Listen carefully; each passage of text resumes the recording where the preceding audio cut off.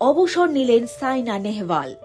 ব্যাডমিন্টনে ভারতকে প্রথম অলিম্পিক পদক এনে দিয়েছিলেন তিনি। তবে গত 2 বছর ধরে বারবার চোট আঘাতে ভুগেছেন। শেষ পর্যন্ত সাইনার উপলব্ধি তিনি আর পারছেন না।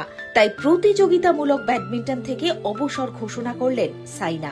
শেষবার তাকে কোর্টে দেখা গিয়েছিল 2023 সালের সিঙ্গাপুর ওপেনে। একটি পডকাস্টেই নিজের অবসর ঘোষণা করেছেন একটা সময়ের বিশ্বের 1 নম্বর ব্যাডমিন্টন খেলোয়াড়। সাইনা বলেন, আমি তো গত 2 বছর ধরে ব্যাডমিন্টন ছেড়ে দিয়েছি। আসলে আমি নিজের ইচ্ছায় এই খেলা শুরু করেছি, নিজের ইচ্ছাতেই ছাড়বো। তার জন্য আলাদা করে অবসর ঘোষণা করার প্রয়োজন নেই। যদি বুঝতে পারি যে আর খেলতে পারছি না, ব্যাস ওখানেই শেষ করা উচিত। সেটাই সবচেয়ে ভালো। মূলত চোটের কারণেই ক্যারিয়ারে ইতি টানতে বাধ্য হয়েছেন বলে ওই পডকাস্টে জানান সাইনা। মেডিকেল খুঁটিনাটি তুলে ধরে তিনি বলেন, আমার কার্টিলেজ একেবারে খারাপ হয়ে গিয়েছে, আর্থারাইটিস আছে। সেটা আমি বাবা মা কোচ সকলকেই জানিয়ে দিয়েছি। বলেছি আমি হয়তো আর পারবো না, খুবই কঠিন হয়ে উঠছে সমস্ত কিছু। তবে ঘটা করে অবসর ঘোষণা করতে চাইনি। আমি শুধু এটাই বুঝলাম, আমার হাঁটু আগের মতো আর সঙ্গ দিচ্ছে না।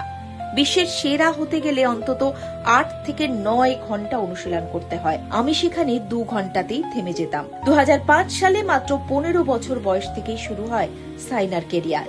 দীর্ঘদিন ধরে ভারতীয় ব্যাডমিন্টনের রানির শিরোপা ছিল তাঁরই মাথায়। 2010 সালে কমনওয়েলথ গেমসে সোনা জেতেন সাইনা।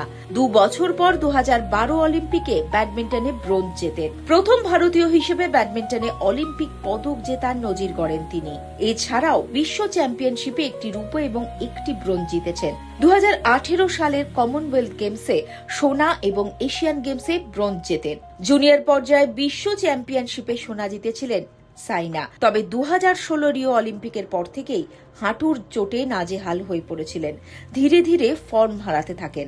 এবার জানিয়ে দিলেন ব্যাডমিন্টন কোর্টকে চিরবিদায়।